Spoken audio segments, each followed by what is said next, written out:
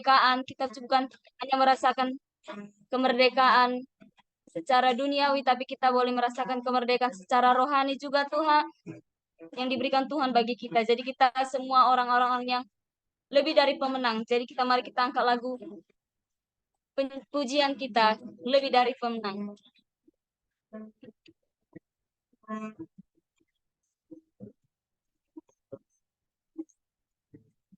Kita katakan bersama, lebih dari pemenang dalam segala perkara. Iblislah dikalahkan oleh kuasa darah-Nya. Jika Allah di pihak kita, siapa dapat melawan? Kita lebih dari pemenang. Haleluya. Kibarkanlah panjinya, Yesus Raja segala raja. Haleluya. Bangkitlah gerejanya, kita lebih dari pemenang. Sekali lagi kita katakan, lebih dari pemenang. Lebih dari pemenang dalam segala perkara. Iblislah oleh kuasa darah-Nya. Jika Allah di pihak kita, siapa dapat melawan? Kita lebih dari pemenang. Haleluya. Kibarkanlah panjinya, Yesus Raja segala raja. Haleluya. Bangkitlah gerejanya, kita lebih dari pemenang. Sekali lagi, haleluya, haleluya. Kibarkanlah panjinya, Yesus Raja segala raja. Haleluya, haleluya. Bangkitlah gerejanya, kita lebih dari pemenang. Kita lebih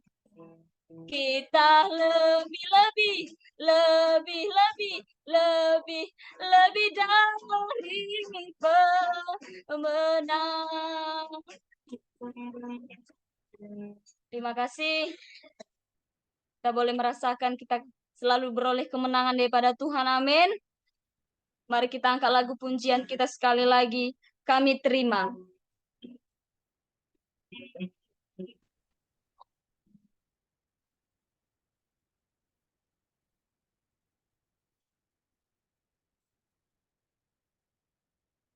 Kami yang telah ditebus dengan darah yang kudus, mengangkat pujian bagi-Mu. Katakan, kami baik kudus-Mu Tuhan. Kami baik kudus-Mu sebagai bukti karya-Mu. Nyatakan Kau besar dan hidup. Mari kita berlari sampai tujuan kepada Tuhan kita. Berlari sampai tujuan. Mendapatkan mahkota kekal. Kami terima kemenangan yang Engkau sediakan. Untuk kami bawa di setiap langkah, dimanapun kami berdiri, kemanapun kami kan pergi, di situ pasti mukjizat-Mu terjadi. Sekali lagi kita katakan, kami yang telah ditebus, kami yang telah ditebus dengan darah yang kudus, mengangkat pujian bagi-Mu. katakan, kami bait kudus-Mu Tuhan. Kami bait kudus-Mu sebagai bukti karya-Mu. Nyatakan Kau besar dan hidup. Mari kita berlari sampai tujuan kepada Tuhan kita. Berlari sampai tujuan. Mendapatkan mahkota kekal. Kami terima kuasa-Mu Tuhan. Kami terima kemenangan yang Engkau sediakan. Untuk kami bawa di setiap langkah.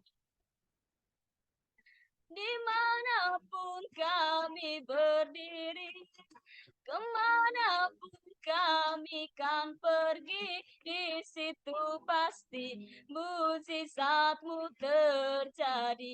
Kami terima kuasa-Mu Tuhan. Kami terima kemenangan yang Engkau sediakan. Untuk kami bawa di setiap langkah. Dimanapun kami berdiri, kemanapun kami, mukjizat-Mu terjadi. Di situ pasti mukjizat-Mu terjadi. Di situ pasti mukjizat-Mu terjadi. Sekali lagi. Di situ pasti mukjizat-Mu terjadi. Amin. Kita percaya kita boleh diletakkan Tuhan dimanapun. Kita boleh berdiri karena anugerah Tuhan. Kita boleh menjadi berkat kemanapun kita berada. Terima kasih. Saya serahkan kepada yang membawa firman Tuhan.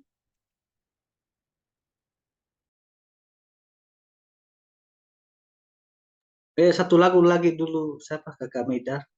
Selidiki aku.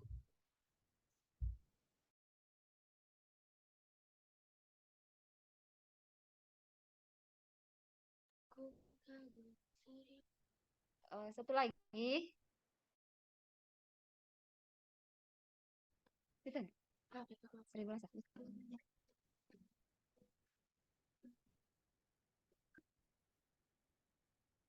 Kita angkat lagu pujian kita, 1000 Rasa.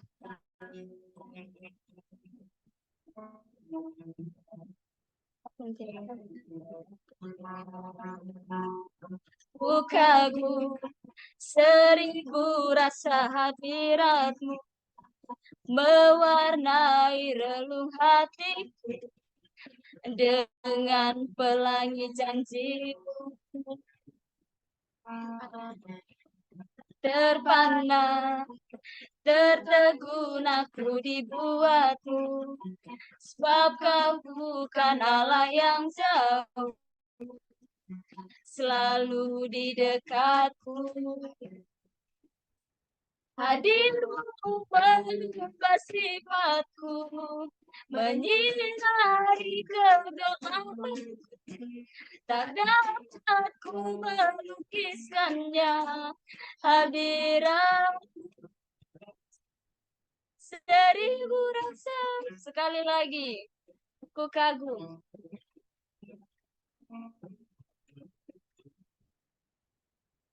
Ku kagum 1000 rasa hadirat-Mu, mewarnai relung hatiku dengan pelangi janji-Mu.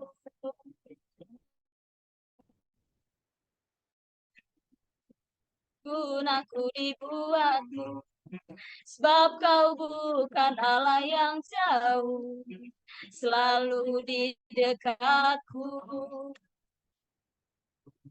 Hadir-Mu mengubah sifatku, menyinari kegelapanku. Tak dapat ku melukiskannya, hadirat. Hadir-Mu mengubah sifatku, menyinari kegelapanku. Tak dapat aku melukiskannya, hadirat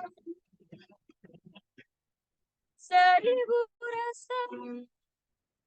Terima kasih. Saya serahkan kepada pembawa firman Tuhan. Ya baik, mari kita bersatu dalam doa. Bapa kami yang di surga, dimuliakanlah namamu atas pertolongan penyertaan-Mu yang boleh kami rasakan sampai pada malam hari ini. Biarlah setiap pujian yang keluar dari mulut kami, semuanya berkenan dan menyenangkan hati Bapa. Saat ini Bapa, kami akan belajar, kami akan membaca, merenungkan firman pada malam hari ini. Urapi hamba-Mu, urapi kami semua, biar firman ini kami boleh mengerti, dan kami boleh dimampukan untuk menjadi pelaku firman Tuhan. Pakai hamba-Mu, pakai bibir hamba-Mu untuk menyampaikan isi hati-Mu, biar kami semakin hari semakin berkenan dan menyenangkan hati Tuhan. Terima kasih Bapa, kami sambut firman-Mu, haleluya. Amin. Puji nama Tuhan, salam. Shalom. Salam. Shalom. Yahobu. Ya. Apa kabar semua, sehat lah ya? Sehat. Tuhan, ya. Luar biasa. Kakak dua, kakak tiga. Halo Bungsu. Oh sudah ada kakak satu, kakak dua, sini Bungsu ya. Ya baik, terima kasih buat Kak Maidar, Bate yang sudah pimpin kita dalam pujian penyembahan pada malam hari ini. Luar biasa, sangat memberkati dan sangat kita merasakan kehadiran Tuhan dalam hidup kita.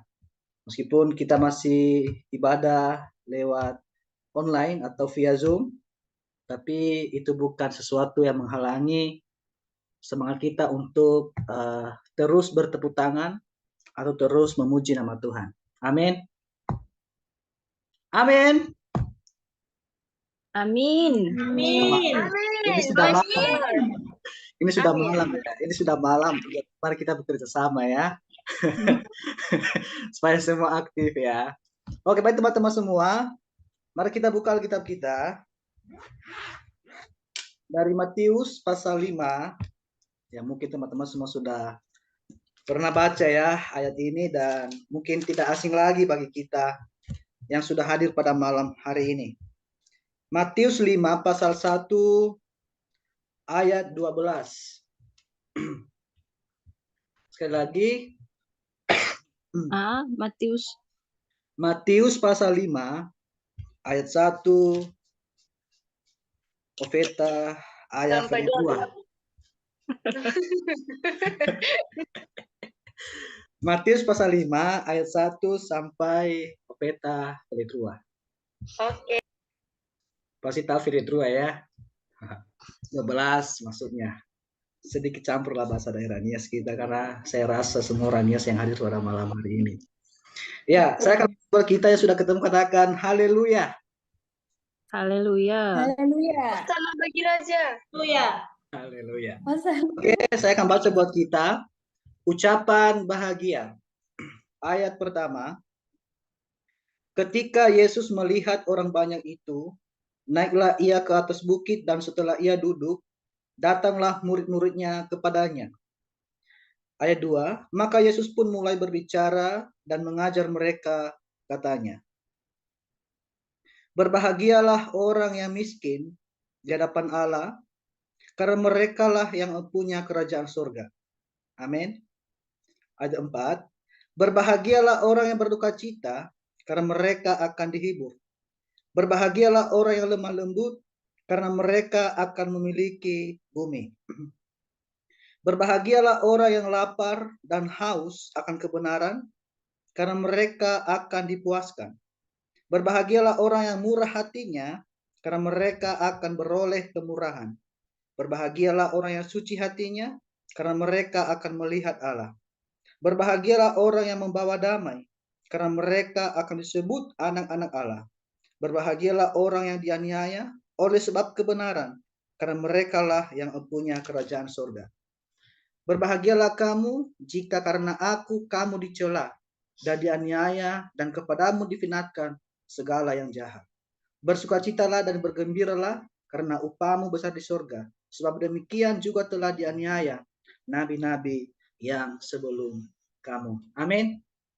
Terpujilah nama Tuhan. Firman Tuhan berkata, berbahagialah setiap orang yang membaca, merenungkan firman Tuhan dan dalam memelihara dalam kehidupan sehari-hari. Salam.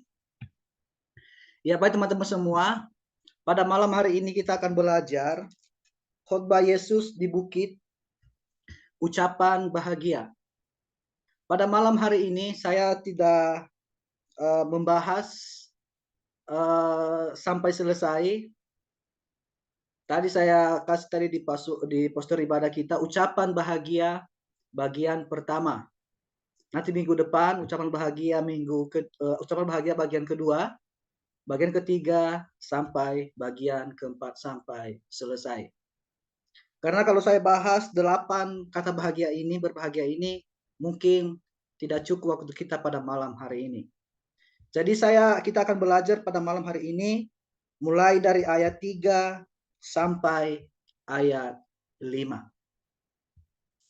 Saudara yang terkasih dalam nama Tuhan Yesus, sebenarnya kalau kita lihat dalam bahasa aslinya, di sini bukan kata berbahagia, tapi di sini kata diberkatilah.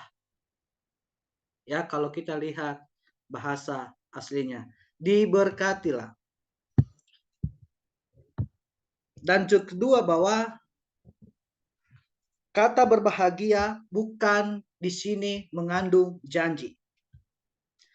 Tapi berbahagia di sini mengandung yang namanya konsekuensi.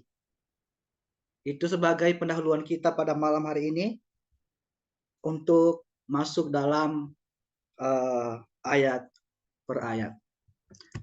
Yang pertama, kalau kita lihat di HP kita, itu ada tanda merah atau tulisan merah, itu adalah Tuhan Yesus sendiri yang bicara. Ya, Tuhan Yesus sendiri yang bicara kalau ada tanda merah itu di HP kita atau warna merah. Saya percaya meskipun saya buka Alkitab, tapi di Alkitab teman-teman atau di Android itu pasti warna merah. Itu perkataan Tuhan Yesus sendiri yang bicara, saudara. Dimulai dari Matius pasal 5 ayat 3 dikatakan, berbahagialah orang yang miskin di hadapan Allah, karena merekalah yang punya kerajaan surga. Tentunya banyak kita sering mengatakan miskin ini ya. Miskin ini pasti apa? Tidak banyak uang. Ya, tidak punya mobil. Tidak punya juga pacar, miskin juga. Nggak punya, Kak, mohon maaf. Ya. Iya. Nggak punya pacar katanya. katanya, Iya, Pak. Kak, mohon Oh. maaf. Oh iya. Saudaraku, kata miskin itu sering kita pahami secara negatif. Ya, saudara bisa tidak menemukan kata miskin yang positif. Contoh, miskin ide. Berarti orangnya kurang kreatif. Kata-kata miskin yang positif itu apa, saudara? Apa artinya miskin di hadapan Allah? Saya akan menerangkan pada malam hari ini, kata miskin yang dipakai di situ dalam bahasa Yunani adalah tokos. Ya. Kata tokos itu berbeda dengan kata miskin yang lain, yaitu peines. Ya, yang sudah belajar teologi pasti mengerti ya. Peines. Ya. Bedanya adalah kata tokos itu artinya itu benar tidak punya apa-apa, tapi menggantungkan hidupnya kepada orang lain. Jadi menggantungkan hidupnya pada belas kasihan orang lain, itu namanya tokos, kata yang dipakai di sini. Tapi kalau peines artinya orang ini tidak memiliki banyak, tapi hidupnya sangat-sangat sederhana sekali. Jadi ada 2 jenis kata miskin di Alkitab. Tokos itu tidak punya apa-apa, tapi peines punya, tapi sangat sedikit sekali.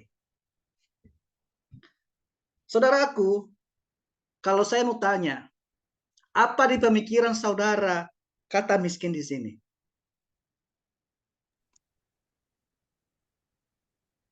Apa dalam pemikiran saudara miskin di sini? Miskinnya miskin rohani nggak sih, Kak? Oh iya, maksudnya saya tanya, maksudnya akan termasuk miskin rohani. Ya, miskin rohani. Nah, saudaraku, miskin di hadapan Allah itu dalam konteks kalau kita lihat orang-orang Yahudi, tokos itu artinya begini, saudara. Orang yang tidak bisa apa-apa dan orang yang cuma sandarannya itu hanya kepada Tuhan saja. Ya, itu miskin di sini ya. Dalam agama Yahudi, dalam konteks orang Yahudi, tokos itu artinya orang yang tidak bisa apa-apa, orang yang cuman sandarannya itu hanya kepada Tuhan. Jadi dia hanya mengharapkan belas kasihan kepada Tuhan. Menyadari bahwa apa yang dia miliki semuanya berasal daripada Tuhan. Kalau dikatakan kata miskin itu bukan benar-benar miskin, ya. Kalau dikatakan miskin di hadapan Allah itu belum tentu benar-benar miskin, ya. Ini bukan bicara tentang kekayaan, tapi berbicara tentang sikap hati. Berbicara tentang sikap hati, ya. Kata miskin di sini bukan berbicara jasmani, bukan berbicara kekurangan, bukan berbicara kekayaan, tapi kata miskin di sini adalah berbicara sikap hati. Saudara, orang yang kaya juga bisa menjadi miskin di hadapan Allah. Kalau dia menyadari semua yang kumiliki bukan milikku. Ini semua milik Tuhan. Apa yang aku bisa lakukan bukan karena aku, tapi karena Tuhan. Makanya orang ini disebut orang yang miskin di hadapan Allah. Jadi orang kaya bisa miskin di hadapan Allah. Orang yang miskin seharusnya menjadi gampang menjadi miskin di hadapan Allah. Karena apa? Karena memang benar-benar dia miskin. Seharusnya orang-orang yang miskin ini, yang benar-benar miskin, mudah untuk menjadi miskin di hadapan Allah. Berbahagia kalau saudara miskin? Tidak berbahagia toh? Tidak toh? Contohlah kalau tidak ada uang di dompet hari ini. Semangat? Masih ada semangat? Masih. Puji nama Tuhan ya, tapi tidak semua loh. Tidak semua. Benar, Krishna. Benar, Nah. saya juga lagi nggak Gak yakin aku. Jadi seringkali juga terjadi ya. Seringkali terjadi orang miskin sombong juga ada. Pernah ketemu orang sombong teman? Udah miskin lagi sombong lagi loh. Udah pernah ketemu? Contohnya lah. Saya melihat orang ini contohnya kekurangan. Dia tidak punya uang. Dia ini miskin, benar-benar miskin gitu loh. Saya kasih uang sama dia contohnya 5 juta ya. Agak besar sedikit, amin aja ya supaya saya punya 5 juta juga. Saya kasih dia 5 juta. Nah terus dia bentak kita. Jangan anggap ya kalau saya tidak bisa nafkahin hidup saya. Itu kan sombong saudara. Pernah ketemu nggak orang itu? Kita ini bantu dia. Maksudnya gimana ya? Kita itu karena pemikiran dia itu kayak merendahkan dia gitu. Padahal tidak. Kita benar-benar membantu. Udah miskin lagi, sombong lagi. Gitu loh. Makanya itu ada di Facebook saya itu hiduplah atau bergayalah sesuai dengan isi dompetmu. Gitu ya. Jangan berlebihan saudara. Karena banyak di antara kita itu nama kita sering ya. Banyak di antara kita itu gengsi sekali padahal uang tidak ada gitu loh. Jadi udah miskin lagi, sombong lagi gitu loh. Bagaimana ya? Tapi saya percaya di dalam ini di zaman ini nggak ada ya. Di komunitas lain ada kayaknya. Di sini tidak ada ya. Ya di komunitas lain ada. Udah miskin lagi, sombong lagi. Kenapa bisa sombong begitu? udah bang gengsi lagi. Kenapa? Karena mungkin karena pacarnya ya gitu ya. Mungkin pacarku ini ganteng gitu.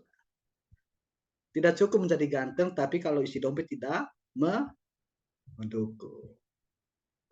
Tidak cukup juga menjadi cantik kalau isi dompet tidak mendukung. Gitu.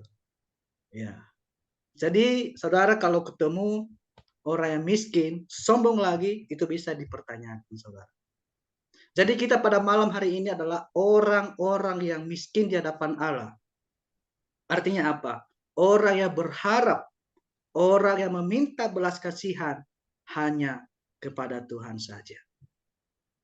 Kalau di dalam Alkitab, saudara, beberapa contoh yang orang yang sedang berada dalam persoalan, belum tentu miskin, ya.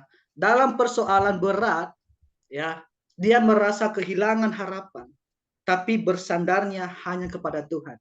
Jadi dia hanya berharap kepada Tuhan di tengah-tengah kesesakan. Pernah di sini teman-teman merasakan kesesakan, pergumulan, atau masalah yang begitu berat? Tetap saudara mengatakan Tuhan Yesus baik? Amin. Amin ya. Amin. Amin ya. Ya kan banyak orang itu kan kalau dalam keterpurukan, dalam ketakutan, dalam kegelisahan, dalam putus asa, sering mengatakan Tuhan itu tidak adil. Tuhan itu tidak benar, mana Tuhan, dan kita pun salahkan Tuhan dalam keadaan seperti begitu. Tapi saya percaya pada malam hari ini yang sudah hadir, apapun situasi kondisi kita tetap mengatakan Tuhan Yesus baik. Amin. Amin. Amin. Alkitab menyebut ya orang-orang ini yang berharap kepada Tuhan meskipun dalam kesesakan itu adalah orang yang miskin di hadapan Allah. Kalau kita baca di Yesaya pasal 26 ayat 2b, dikatakan di situ, aku memandang kepada orang yang tertindas. Tapi kalau kita lihat dalam KJV, dikatakan bahwa kata tertindas itu diganti dengan kata miskin, dikatakan, aku memandang kepada orang yang miskin, ya, dan patah semangatnya dan gentar kepada firmanku ini. Ini adalah gambaran orang yang miskin di hadapan Allah. Allah orang yang merasa terhimpit, tidak bisa apa-apa, hanya mengandalkan Allah saja, itu disebut orang yang miskin di hadapan Allah. Saya percaya kita semua orang-orang yang mengandalkan Tuhan. Amin. Ya, jadi bukan miskin benar-benar secara ekonomi ya di sini ya. Sekali lagi ya. Bukan miskin benar-benar secara ekonomi, karena kenapa? Banyak itu pemahaman orang kalau miskin itu kan tidak punya uang ya. Ya. Sekali lagi ya saya tekankan, miskin di sini di ayat 3 ini bukan miskin ekonomi atau tidak, tapi masalah sikap hati kita kepada Tuhan. Mungkin saudara yang kaya pada malam hari ini harus belajar miskin di hadapan Tuhan. Dan juga saudara yang miskin juga harus belajar miskin di hadapan Allah.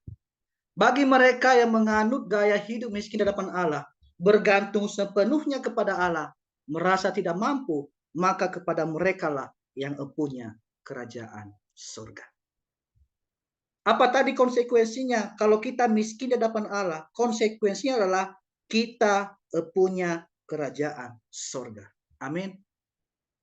Kalau kita lihat dalam Lukas 6, 20, 23, di situ dikatakan bukan dia pakai kata kerajaan surga, tapi dia pakai kerajaan Allah. Tapi bagi saya kerajaan surga atau Allah itu sama saja. Ya, sama saja. Ya. Jadi menjadi bagian dalam kerajaan Allah itu padahal adalah orang yang miskin di hadapan Allah, seolah-olah tidak punya apa-apa, tetapi justru orang yang tidak punya apa-apa adalah yang memiliki segala-galanya. Sekali lagi ya. Orang yang miskin di hadapan Allah seolah-olah tidak punya apa-apa, tetapi justru orang yang tidak punya apa-apa adalah orang yang memiliki segala-galanya. Kalau saya simpulkan adalah cukup Tuhan saja bagiku. Cukup Tuhan saja segala-galanya bagiku. Ya. Kerajaan Allah saudara datang dengan semua kebaikannya. Yesus datang di Matius 4, dirangkum semua pelayanan Yesus dirangkum di Matius 4 dan Matius 9. Rangkumannya adalah sama. Yesus pergi memberitakan kabar baik kerajaan Allah. Semua kebaikan dalam kerajaan Allah itu akan ada dibawa oleh Tuhan Yesus. Itu akan menjadi bagian dari konsekuensi. Orang yang merasa diri miskin di hadapan Allah akan mendapatkan atau akan mempunyai kerajaan surga. Jadi ternyata di sini saudara, kata miskin ini bukan berbicara ekonomi. Kata miskin ini berbicara sikap hati.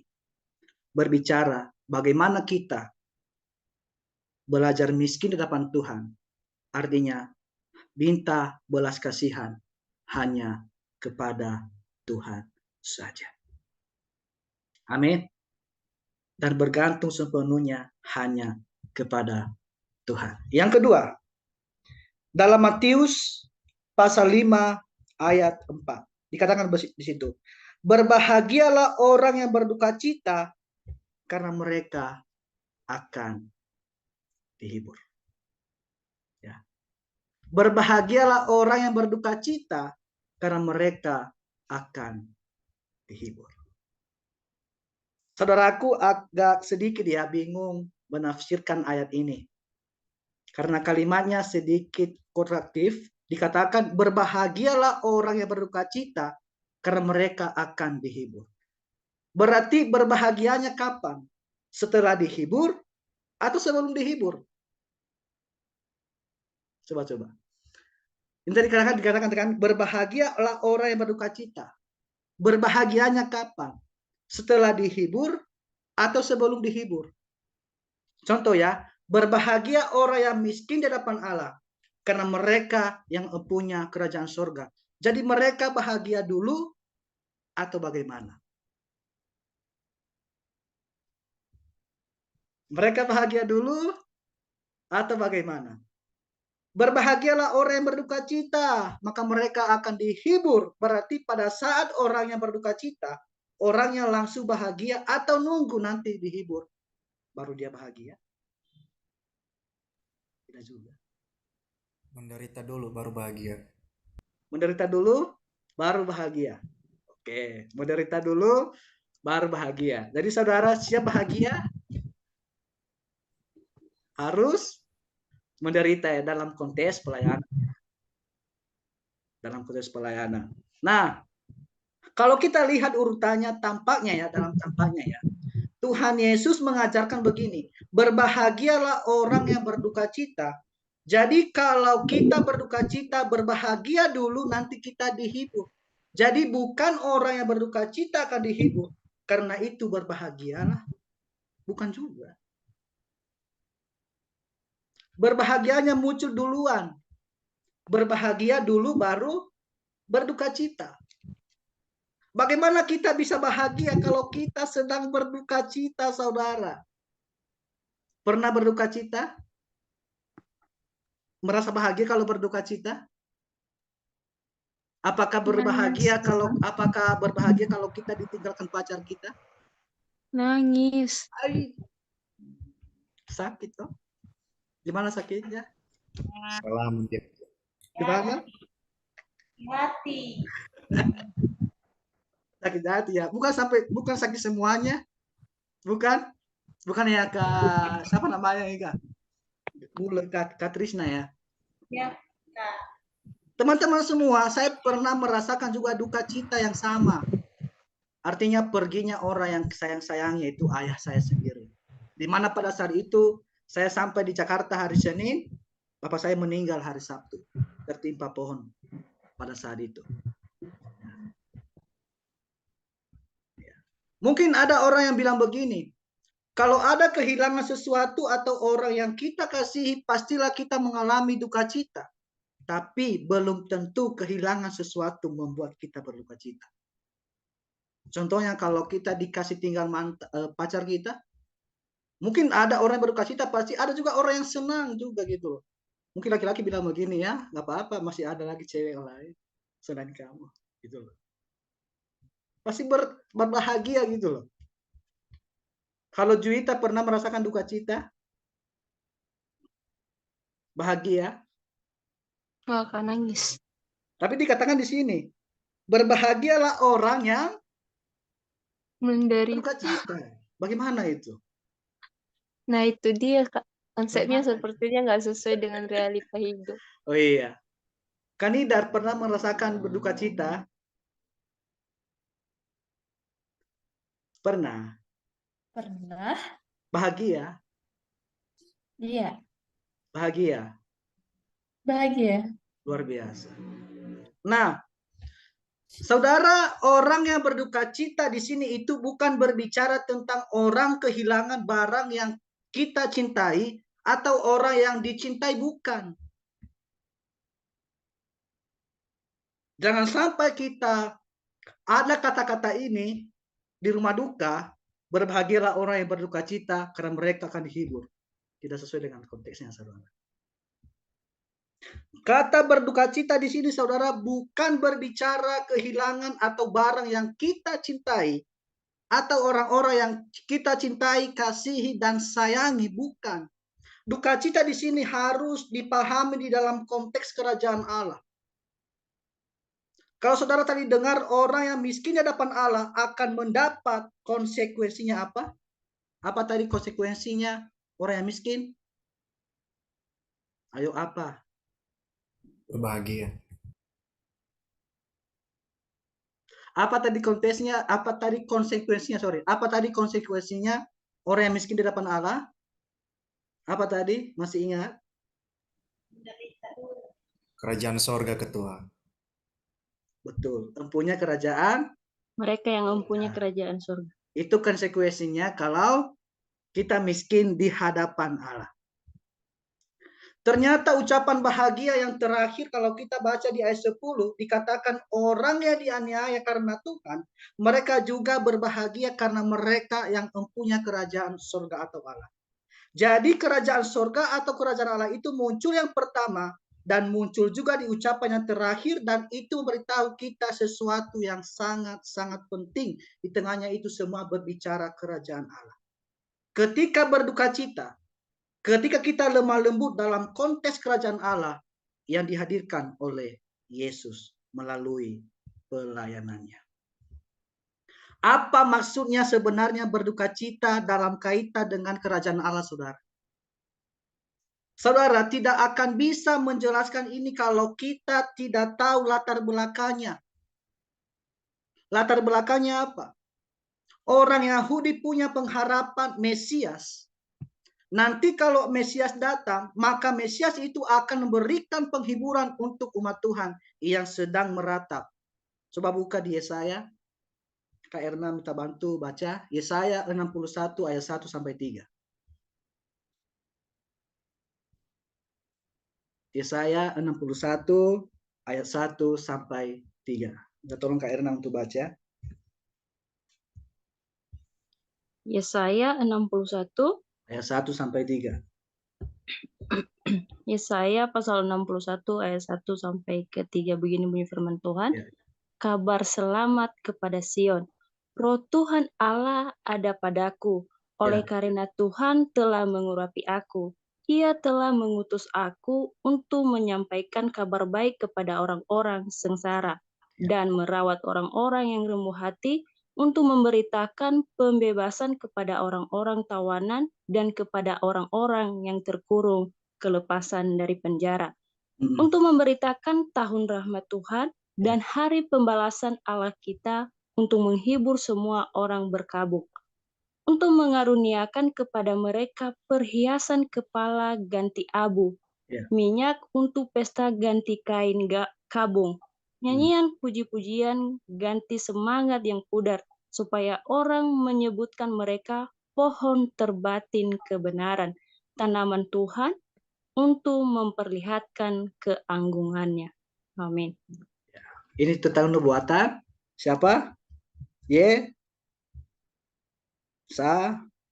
Yesaya. Jadi Mesias nanti akan datang, dan Mesias itu akan memberikan penghiburan kepada umat Tuhan. Di mana umat Tuhan pada saat waktu itu, saudara, sedang dibuang kemana? Dibuang mereka? Ke Gunung Sitoli? Ke Babel. Ke Babel, luar biasa. Ya, kenapa mereka dibawa di Babel, Bang Arwan Baru?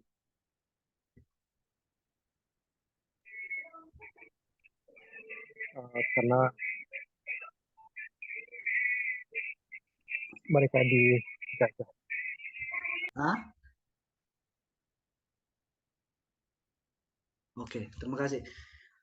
Umat Tuhan dibuang ke Babel, saudara, karena dosa-dosa mereka. Bangsa Yehuda melanggar perintah Allah. Bangsa Yehuda melanggar hukum Taurat. Bangsa Yehuda menyembah dewa-dewa asing. Maka Allah menghukum mereka, mengusir dari tanah perjanjian, dan mereka dibuang ke Babel pada waktu itu. Hati mereka hancur, jiwa mereka remuk. Mereka berada di bawah kungkungan. Mereka seolah-olah berada di dalam penjara. Dan mereka merata terus selama ada di pembuangan. Dan Tuhan memberikan janji kepada mereka. Dibilang begini, kalau Mesias nanti datang, akan memberikan penghiburan bagi kalian. Umat Tuhan yang dibuang ke Babel. Bukan di Gunung Sitoli ya. Maaf tadi, bukan di Gunung Sitoli. Bukan di Gunung Mas Jaya juga, bukan. Ya, bukan di Gunung lain-lain. Tapi dibuang ke Babel. Mari kita sama-sama belajar. Ini gratis loh. Nah, dengan kata lain, ketika dikatakan orang yang berduka cita adalah orang yang berbahagia, maksudnya adalah orang yang berduka cita karena dosa yang dia lakukan. Jadi umat Yehuda telah melakukan dosa yang membuat mereka dihukum oleh Tuhan karena mereka berdosa, itulah mereka berduka cita. Jadi berduka cita di sini saudara adalah karena dosa. Orang-orang yang menangisi dosanya, sensitif dengan dosanya, orang itu adalah orang yang berbahagia. Sekali lagi ya, berduka cita di sini, saya ulang sekali lagi supaya teman-teman mengerti. Berbahagia di sini, berduka cita di sini bukan kehilangan orang yang kita sayangi, bukan kehilangan barang yang berharga dengan kita, tapi berduka cita di sini, boleh nanti kalian juga sharing pakai khotbah nanti di mana. Tapi berduka cita di sini adalah orang-orang yang menangisi dosanya. Itu berduka cita di sini. Bukan orang duka. Bukan. Bukan kehilangan pacar kita. Bukan juga. Tapi orang-orang yang berduka cita di sini adalah orang yang menangisi dosanya.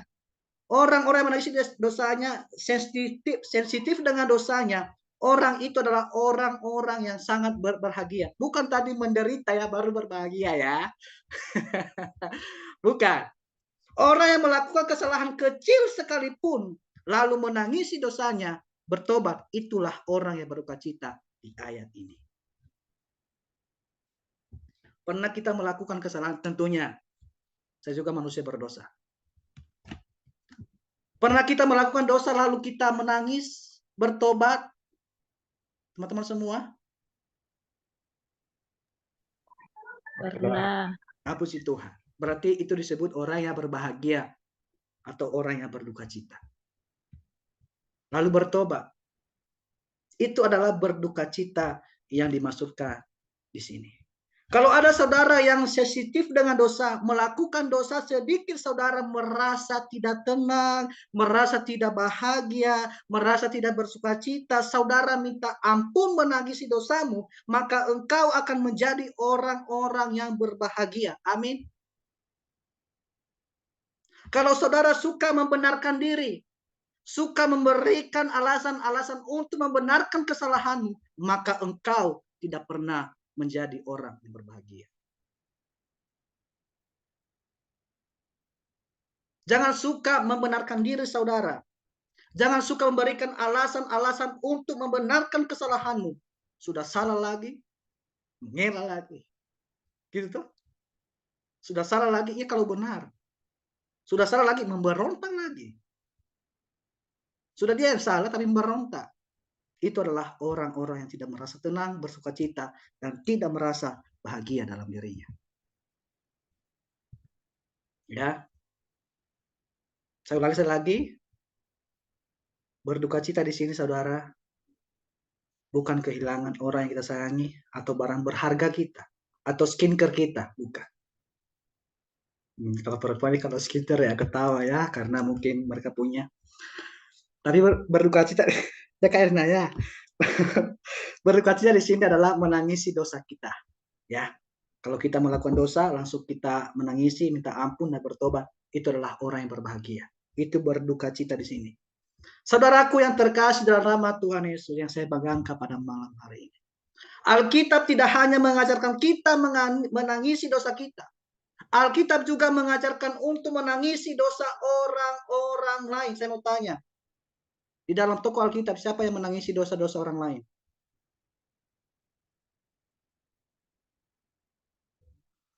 Dia ada 3 huruf. Petrus. Siapa lagi?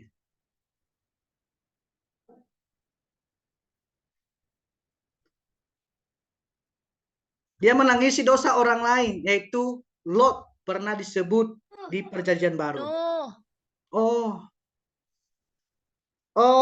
Memang kalau kuliah ya, kalau kita nggak mengerti itu ditanya dosen. Nah, terus dosen mengatakan, oh iya, sering Kak Erna tuh, sering Bang Roni tuh, oh iya, Petrus juga termasuk. Baca 2 Petrus pasal 2 ayat 7. Silakan Kak Trisna. Baca. 2 Petrus pasal 2 ayat 7. Yang tadi oh iya itu. Ya, baca 2 Petrus pasal 2 ayat 7.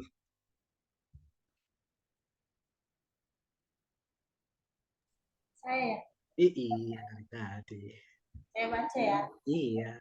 2 Petrus ayat 7. 2 Petrus pasal 2 ayat 7. 2 Petrus pasal 2 ayat 7. Ya.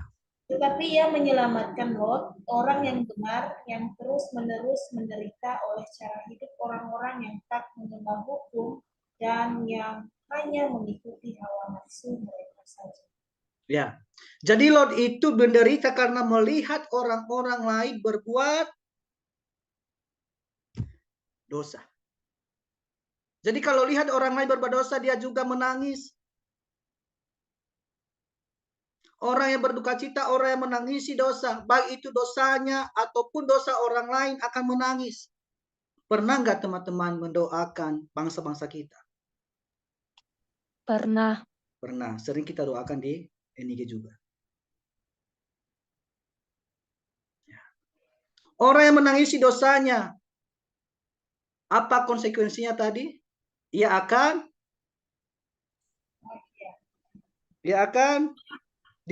Berbahagia. konsekuensinya dia akan Hina. dihina.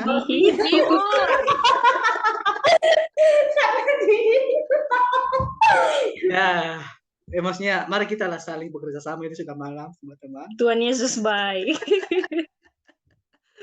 Jadi konsekuensinya orang yang menangisi dosanya, orang yang berduka cita, konsekuensinya adalah ia akan dihibur oleh siapa?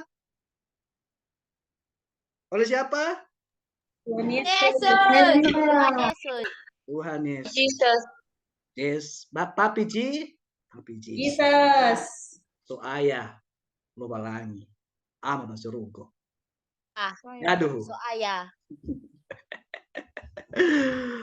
Orang yang menangisi dosanya, ia akan dihibur oleh Allah dengan cara apa? Kerajaan Allah itu tambah lama dan tambah berkembang. Akan luas. Kalau saudara menangisi dosamu setiap hari, hati-hati dengan dosa. Pokoknya lah, tiap kali ada dosa, tangisi terus, bertobat terus, dan saudara menangisi dosa orang lain. Berdoa apa? Berdoa supaya mereka bertobat, kembali kepada kebenaran, maka yang akan terjadi adalah kerajaan Allah akan nyata di bangsa kita. Kemuliaan Allah akan nyata di bangsa kita. Kerajaan Allah itu akan berkembang sehingga ruang untuk dosa akan semakin sempit. Dan jangan kompromi dengan apa? Dosa. Dengan dosa. Ya, mari kita bekerja sama teman-teman ya.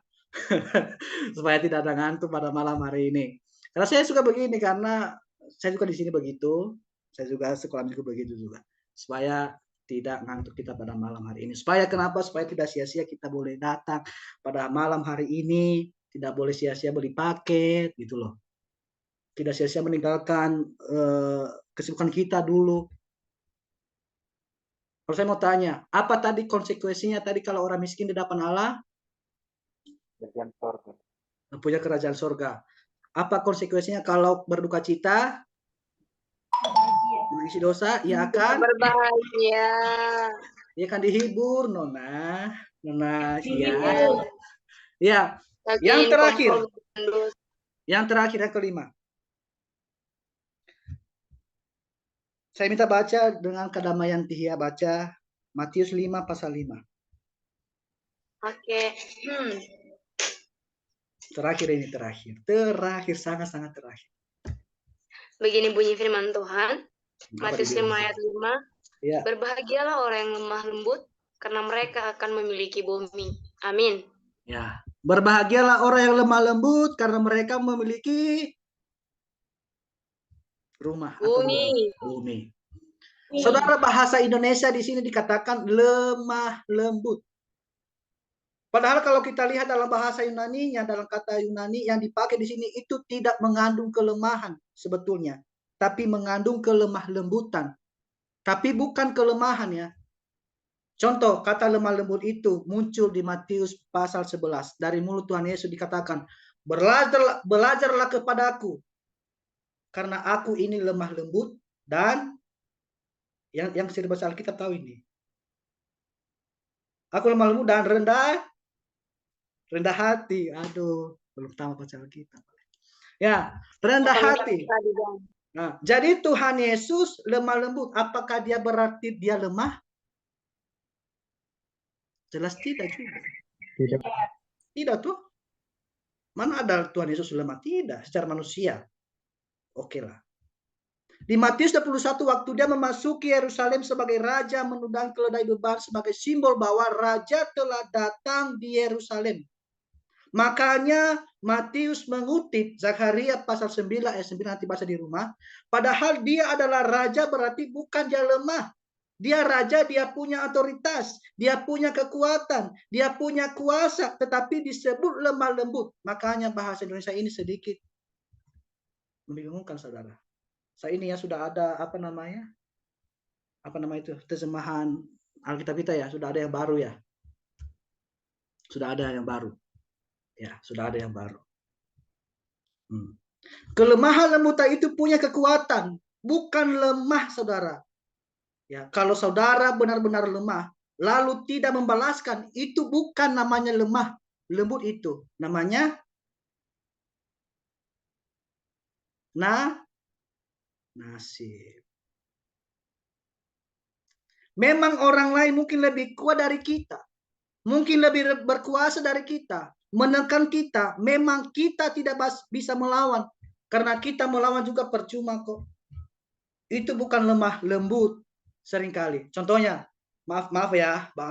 Kalau saudara itu badannya kecil, kurus, dan saudara tidak bisa bela diri, terus ada orang lain badannya besar, cari gara-gara kepada saudara, dan saudara tidak meladeni, apa saudara lemah lembut? Bukan. Itu saudara pintar, bukan lemah lembut. Sebab saudara lawan tetap kalah juga. Mana mungkin orang kurus melawan orang besar, badan besar? Dia mengalah, bukan lemah lembut. Tapi percuma dia lawan, tetap juga kalah.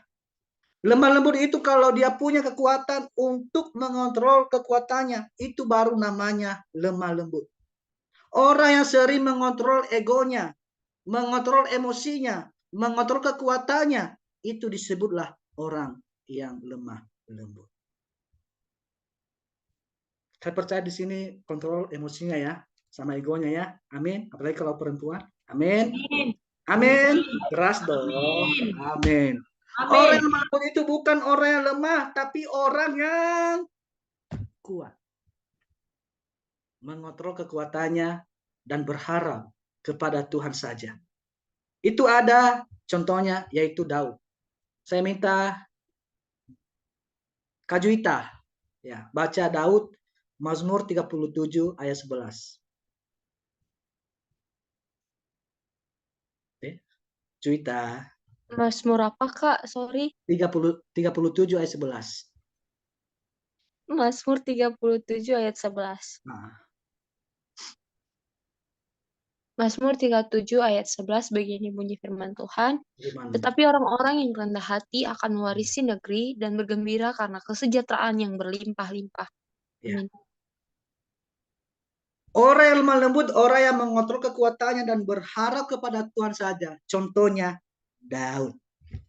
Memang dikutip di Matius pasal 5 ayat 5. Coba lihat itu di HP, Matius 5 pasal 5, ada kan itunya kayak bintang-bintang itu, tekan itu muncul nanti Mazmur 37 ayat 11. Ya. Dalam Matius 5 ayat 5 dikatakan tadi, berbahagialah orang yang lemah lembut karena mereka akan memiliki bumi. Kalimat itu diambil dari Mazmur 37 yang dimana pada saat Raja Daud bergumul bahwa ada orang-orang yang tidak suka dengan dia, ada orang-orang yang memusuhi dia. Daud sebagai raja, dia bisa saja pakai kuasanya langsung membalas. Bisa saja dia pakai otoritasnya langsung membunuh orang-orang yang tidak suka dengan dia. Bisa.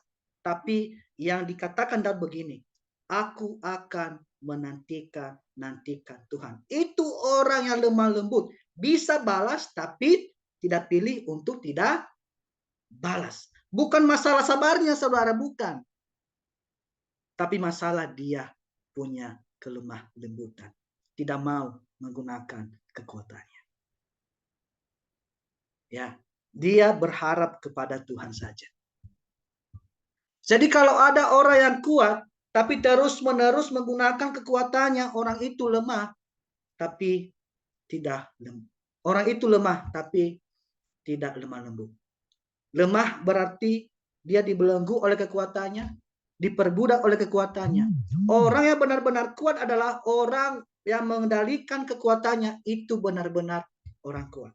Orang yang lemah lembut, saudara sadar, punya kekuatan, tapi tidak mau pakai kekuatannya untuk mengontrol orang lain. Sebaliknya, dia pakai kekuatannya itu untuk mengontrol kekuatan sendiri. Itu orang yang lemah lembut. Mengontrol apa? Sekali lagi saya ulangi, yaitu ego atau emosi. Itu. Ya. Orang yang lemah lembut itu masalah kemampuan untuk mengontrol kekuatan kita. Ada orang yang lemah, ada orang yang lembut, tapi suka pemarah, suka memarah, ya, suka menyimpan kebencian, membalas kesalahan orang lain. Berarti orang ini bukan orang yang lemah lembut. Tapi sebaliknya, kalau ada orang yang kelihatannya tidak lembut, tapi orang itu mudah mengendalikan kekuatannya, mungkin orang itu dia tergolong orang yang lemah lembut. Ya. Dan apa konsekuensinya kalau kita lemah lembut? Mereka akan memiliki bumi. Sekali saya katakan, saya ulangi, miskin di hadapan Allah, saudara, itu adalah berharap atau meminta belas kasihan kepada Tuhan saja. Tidak punya apa-apa, tapi meminta belas kasihan kepada Tuhan. Yang kedua, orang yang berduka cita di sini adalah orang yang menangisi dosamu atau dosa saya juga. Dan mereka akan dihibur. Yang terakhir, yang ketiga, orang yang lemah lembut di sini adalah orang yang bisa mengontrol kekuatannya. Itu ego dan emosinya. Malam ini saya mau nantang saudara semua. Bukan bertengkar ya, berkelahi, bukan ya. Malam ini saya menantang saudara semua pada malam hari ini. Apakah kita mau mengakui, Tuhan, aku tidak bisa apa-apa. Tidak punya apa-apa. Aku miskin di hadapan-Mu. Maukah saudara mengaku di hadapan Tuhan? Tuhan beri aku kepekaan tiap kali aku melakukan dosa, agar aku menangisi dosaku. Tidak membela diri, tapi menangisi dosaku. Maukah saudara mengambil komitmen di hadapan Tuhan pada malam hari ini? Tuhan beri aku kekuatan untuk tidak melepaskan kekuatanku untuk mengontrol orang lain, tetapi menggunakan kekuatanku untuk mengontrol diriku sendiri, supaya aku menjadi orang yang lemah lembut. Mari taruh tangan kanan di dada saudara, ikuti kata saya. Ya. Tuhan, aku tidak bisa apa-apa. Tidak punya apa-apa. Aku miskin di hadapanmu. Ajari aku untuk selalu miskin di hadapanmu. Tuhan, beri aku kepekaan. Tiap kali aku melakukan dosa, ajar aku menangisi dosaku. Tidak membela diri, tapi menangisi dosaku. Tuhan, beri aku kekuatan untuk tidak melepaskan kekuatanku untuk mengontrol orang lain, tetapi menggunakan kekuatanku untuk mengontrol diriku sendiri, supaya aku menjadi orang yang lemah lembut. Ada amin? Amin. Amin. Amin. Ya Amin. Haleluya. Itu aja firman Tuhan pada malam hari ini teman-teman. Sampai di ayat 3 dulu, sampai di ayat 5. Nanti minggu depan kita akan bahas ayat 6 sampai 7. Bagian kedua. Ya, bagian kedua. Itu aja, semoga teman-teman semua tidak sia-sia untuk datang pada malam hari ini. Ada sesuatu hal yang ditangkap, ada sesuatu hal yang dimengerti tentang ucapan bahagia Tuhan Yesus di sini. Ya, teman-teman semua boleh pakai khotbah ini untuk di mana-mana saja. Silakan saja. Ini ilmu gratis. Gitu. Ya, mari kita berdoa. Bapa kami yang di surga, terima kasih buat firman-Mu pada malam hari ini. Kami belajar miskin di hadapan Tuhan. Kami belajar berduka cita atas dosa kami dan menangisi dosa-dosa kami ya Tuhan, yang telah kami perbuat di hadapan Engkau. Dan kami diajari untuk mengontrol diri kami, kekuatan kami, emosi atau ego kami. Kami mohon Tuhan mampukan kami untuk menjadi pelaku firman Tuhan. Biar firman-Mu yang kami dengarkan pada malam hari ini boleh kami lakukan dalam kehidupan kami sehari-hari, baik dalam keluarga, baik dalam pekerjaan, baik dalam pelayanan, dimanapun kami berada, sehingga lewat hidup kami, nama Tuhan dipermuliakan. Hamba-Mu terbatas untuk menyampaikan firman Tuhan pada malam hari ini. Dan hamba percaya Roh Kudus-Mu yang akan menyempurnakan dalam hidup teman-teman yang sudah hadir pada malam hari ini. Terima kasih Bapak, kami sudah berdoa dan bersyukur dalam nama Tuhan Yesus. Haleluya. Amin. Saya serahkan kepada kursi leader.